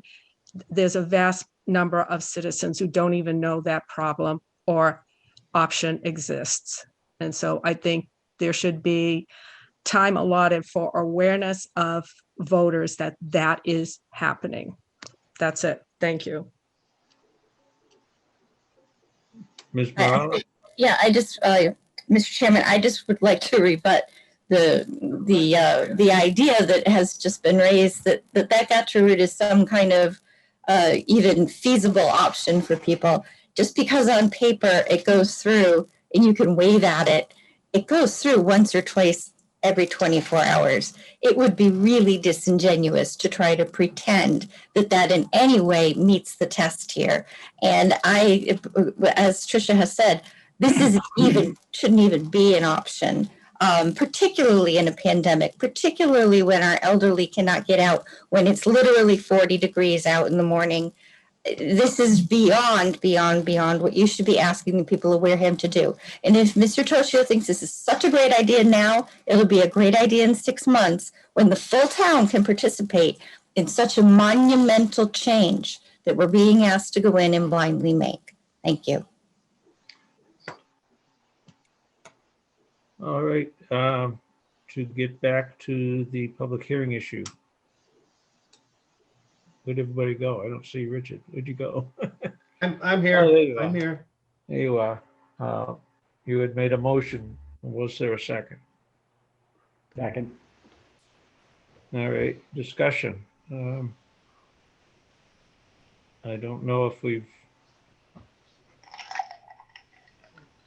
changed any minds here this evening, or with that, I would, well, first of all, we'll vote on the public hearing. All those in favor of closing the public hearing, Mike King, Aye. Richard, Aye. Mike Baptiste, No. and I for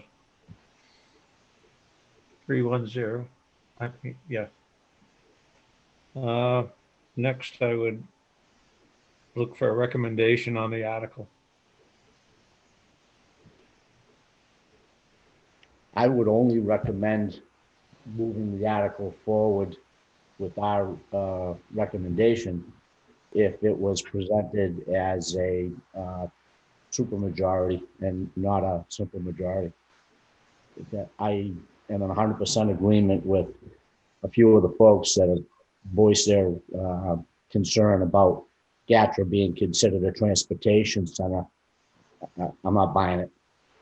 Well, if you wish to have that discussion now, on that point, we can. Ken, did you get a response back from DHCD? On this issue, I had submitted a request to DHCD for their determination as to whether or not this met the eligible location definition in the state law. I also did an analysis of this and reviewed it with town council. And town council Rich Bowen is in agreement that this is a simple majority. If we should get information from DHCD that says it's a 2/3 vote, we can reconvene before town meeting and modify the planning board's position. At this point, the legal counsel is saying this is a simple majority. Mike, it seemed like your explanation was contrary to what your recommendation was, would you? No, I don't have a problem with putting it before the voters. You know, the townspeople deserve the right to say yes or no to this. But I'm not gonna put my support behind it if it's presented as a simple majority, because regardless of what Ken's saying, we haven't gotten the opinion back from the state. And he's asking me to go on simply the opinion of council, which is all well and good for him, but I don't buy it. I don't buy the definition of a transportation center being a flagged down bus stop. So if you want to present it, if you want to move it forward for a vote, and you want to move it forward as a simple majority, I'm not in favor. I will vote no. Okay, I get you now. My thoughts on that issue was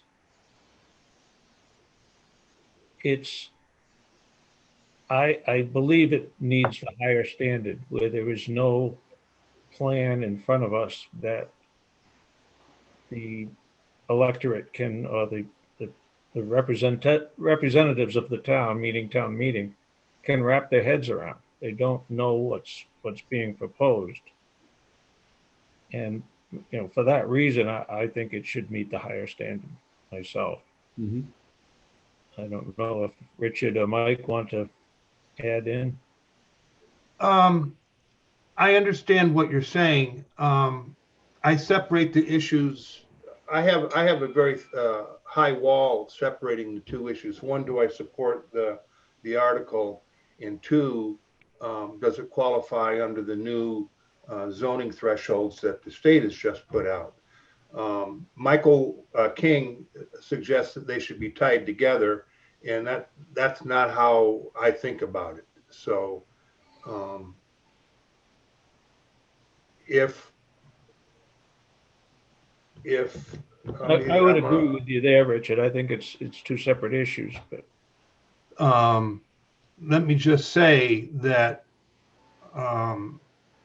I think that we're probably one of the first few, if not the first community struggling through this new voting threshold stuff. And I will make an editorial comment here, and I've made it to several people that I've had many discussions about this entire article with and the new law, trying to get an idea of where the town people sit and where my other board members sit.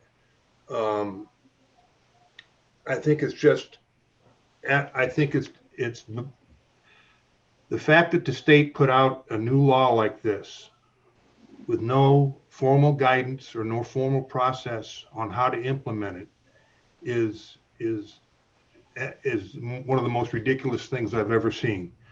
The law's clear. I look at a checklist and that I can go down and I say, does this meet, does it meet, does it not meet, or does it not meet? And I can make a determination on my own. But what we can't do is determine how we do it at town meeting, because the state has left that out. So that's my little soapbox speech. But that being said, I'm led to believe that the guidance that we've asked for from the state is close to being available. I think we should try to give them an opportunity to answer us. I know what town council has said. I know what some of our selectmen have said. I know what our director of planning has said in going through this. I know what my results is, but being the first, I think that we should push hard on them and say, we need your input and we need it now. That's all I have to say. Can I add that although town council sees it as a majority, it's subject to the state contradicting us later in the week. And the planning board should post a meeting on or sometime before town meeting to change the quantum recommendation if the state says it's 2/3. Wouldn't it be safer to present it as a 2/3 vote with the understanding that if the state comes back with the opinion that it's a simple majority, the vote's still going to get taken one way or another. And if it turns out that it only needed a simple majority and the vote reveals a simple majority, then it passes. But I'd hate to put it forward as a simple majority and then have the state tell us that it needed to be a supermajority and have people go away with the impression that it was passed, when in reality it wasn't. I don't think we don't have a timeline other than 1 hour before town meeting. So if we could, to Ken's point, if we posted another meeting 3 days from now, we could do that. But Michael, I'd ask you to rethink your position on joining those two questions together. I don't think that's right. I'm going to be on the record that I don't agree that this is a simple majority vote. Well, but we could vote. I think the question is, we have to make a recommend. That do you support the project, and what do you think the vote should be? Those are two separate votes. I understand your concern, Mike, that you would support it one way and not another. Does the language of the amendment of the rezoning, does it include, when I read it, the last time I read it, I could have sworn the last paragraph stated that it was being put forth as a simple majority vote. So inside the actual document was our opinion that it's a simple majority vote.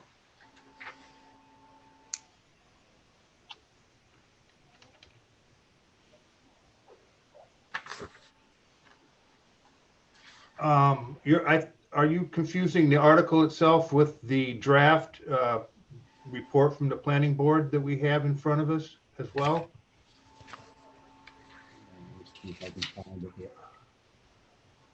I have the article in front of me, and I don't believe it addresses the threshold. The draft report to town meeting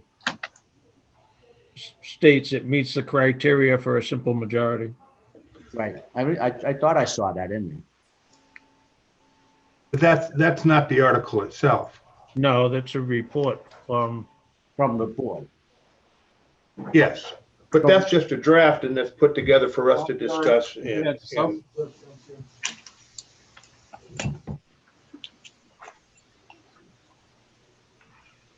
Bottom line is this. We don't know how it's going to be decided yet, and there's about if it's a simple or a super majority.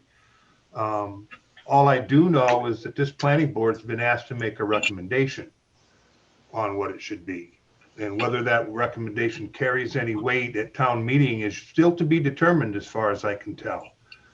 The law as written only recommends that the planning board make that recommendation and present it to the town meeting. It doesn't even say that the town meeting has to vote on it to accept it, or have to vote on it to accept it and abide by it. It's completely vague. So as long as the planning board's recommendation to the town meeting does not include that the opinion is it's a simple majority vote, then I'm okay with it. If that language is in there, I'm not in. It's as simple as that. I think we have to do both, Michael, and maybe we separate. The report from the state is tentatively coming on Wednesday, was the last report that town council received. So you could hold a meeting on Friday and make a decision on the result from DHCD. Well, let me ask this board a question. And first of all, I'm all in favor of reading that report before we vote. But let me ask the other members of our planning board, based on that report, going thumbs up or thumbs down on thresholds, is it going to change your mind? And Michael, I'm talking specifically to you to say if the state comes back and says this article qualifies for a simple majority vote at town meeting, does that change your support of this article from a yes to a no?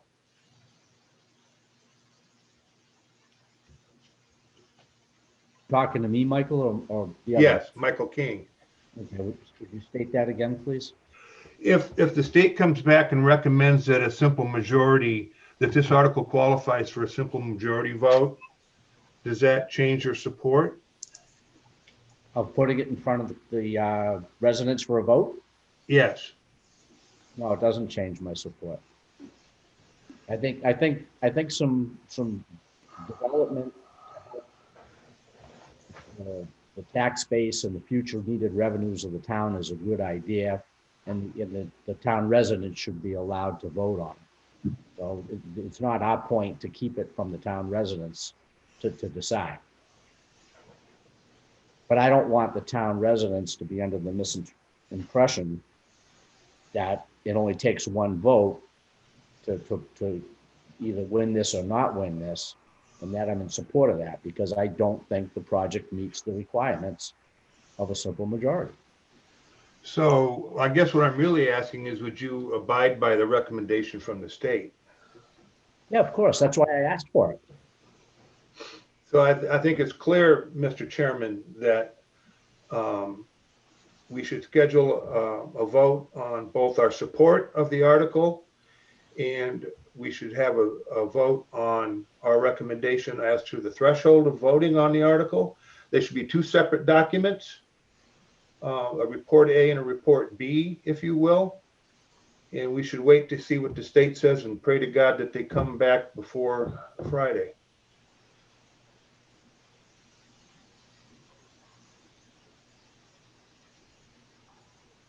Michael, does that make sense?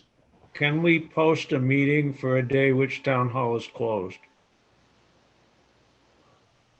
We can post it for the town meeting. I'm sorry, Ken? We can post it before town meeting, so that the town will be open for business on the date of town meeting. And we can post a meeting at that location. Town hall is closed on Fridays. They're going to be open on Saturday? I think what Ken is saying, we're going to be open on Saturday regardless, because we're having town meeting on a Saturday. Is that what you're saying? Town hall's That's not right. officially open.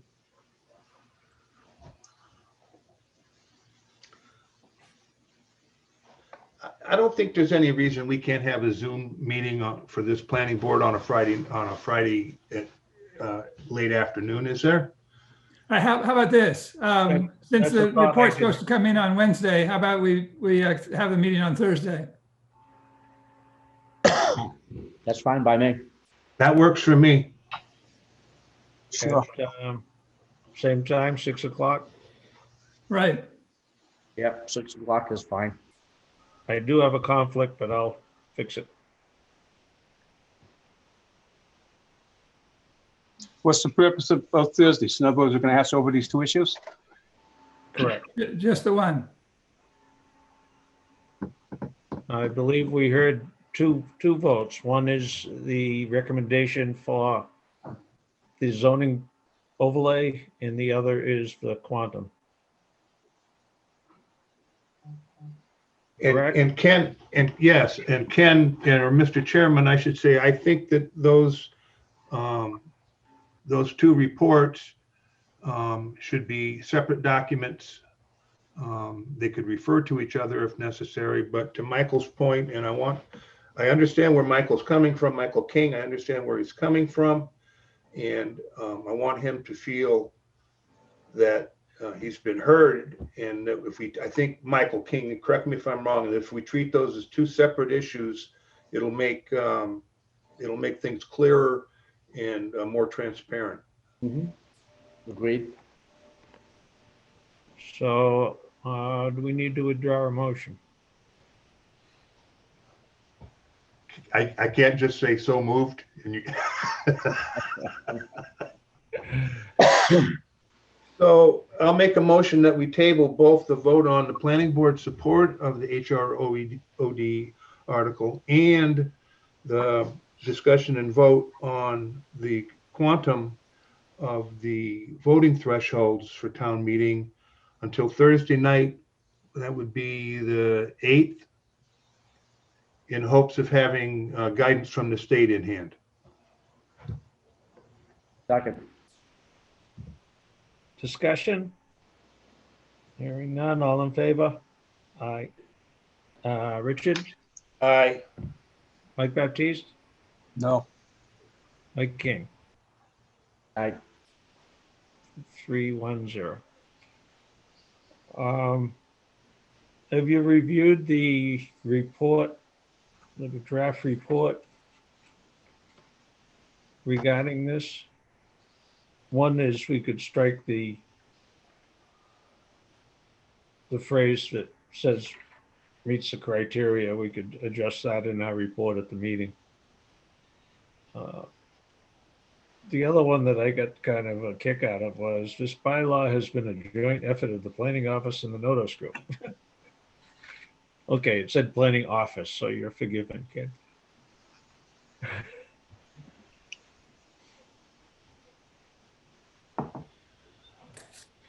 So I think what helped me the most, and I reviewed all this documentation, was the table for quantum determination.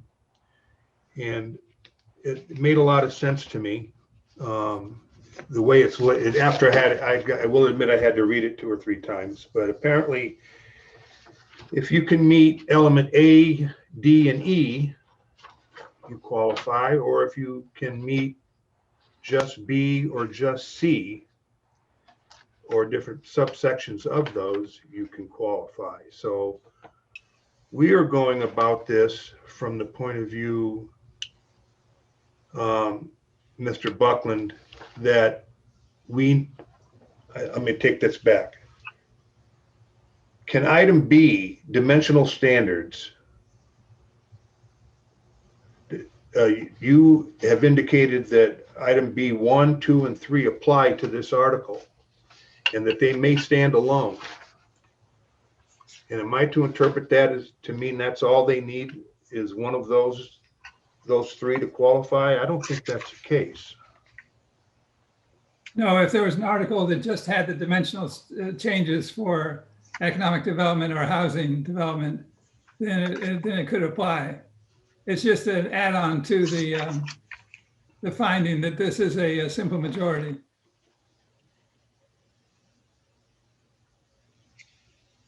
The comprehensive bylaw that covers the dimension standards as well as the uses and the location. So the real question in this whole thing, in terms of subjective interpretation, is the bus line. The law as written is not specific. It calls for a bus terminal. The GATRA has a bus terminal at the 7-Eleven that serves two small routes, one to Wareham, Cranberry Highway, and one to Plymouth. That's a subjective question. Does that count? It doesn't. Without, is it a terminal? Pardon me? I don't see it as a terminal. I see it. Well, I mean, that's where we're getting to the subjective part. Mm-hmm. What is a terminal? Is a terminal a standalone building only designed for Greyhound buses to come in and out of?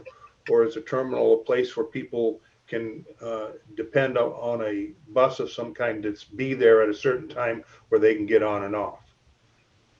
So that's the subjective part. And again, I'll go back to my other complaint before about not enough specifics in a law that has this kind of impact on towns and communities. But anyway, everything else in terms of the checklist on a simple majority applying seems to be fairly specific. And the only one that's up for debate, as far as I can tell, is that terminal one. I, for one, a terminal is a terminal. Well, my point is, when nothing's been submitted, how can you say it's very specific? I'm sorry? No no plan has been submitted. So how can you say it meets the other criteria? Well, because the zoning it just describes the zoning. Yeah, the zoning is called out fairly specifically. Again, we're getting into this terrible, terrible trap of trying to write a special permit in a zoning process. Well, that's my problem is, that's all we've heard. This is zoning, this is zoning, this is zoning. It's not use.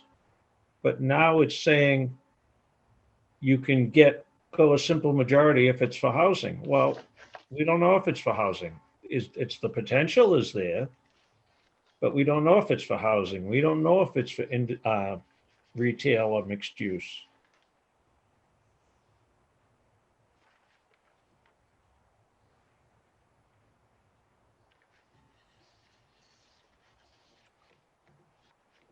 I mean, we have the potential to have something great here. And we got to do our due diligence if it's anything else but. Yeah, there's no question. I mean, I hear lots of comments from lots of people and about not enough specifics about what's going to happen. And I hear the comments, but I don't understand them because I myself am a proponent of this article, and I'm very anxious for multiple developers to come in front of our board and tell us their ideas about what they want to do there. And we have the opportunity to pick what's best for our community. Maybe the notice group is good.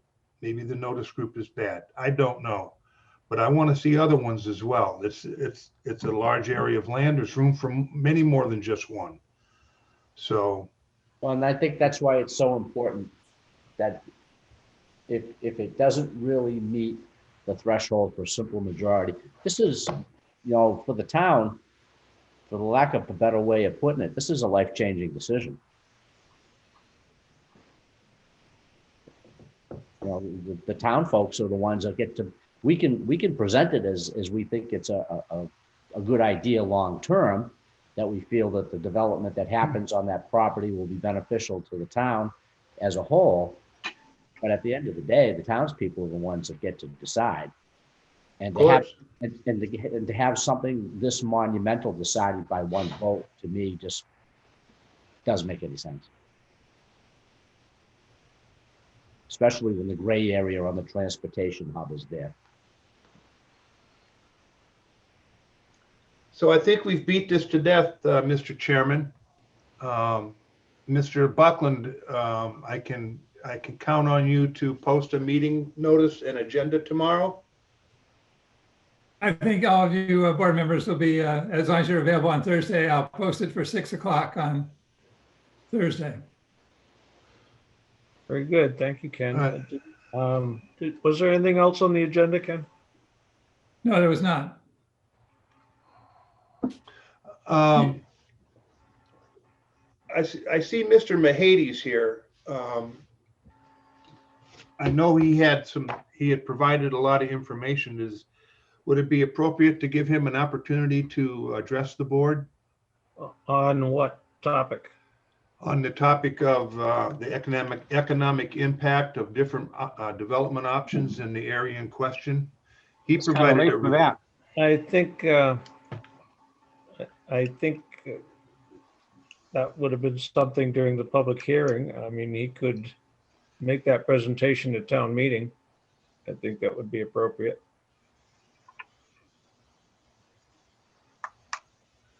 I thought it might be of interest to this board, as Mr. Mahady provided a report to this board. In full disclosure, I believe it was funded by Notice, with his thoughts on the economic impact up in that area. So you can read that on your own. I will defer to you, Mr. Chairman. Was that the comparison of potential development as opposed to residential? Yes. I think we've reviewed that.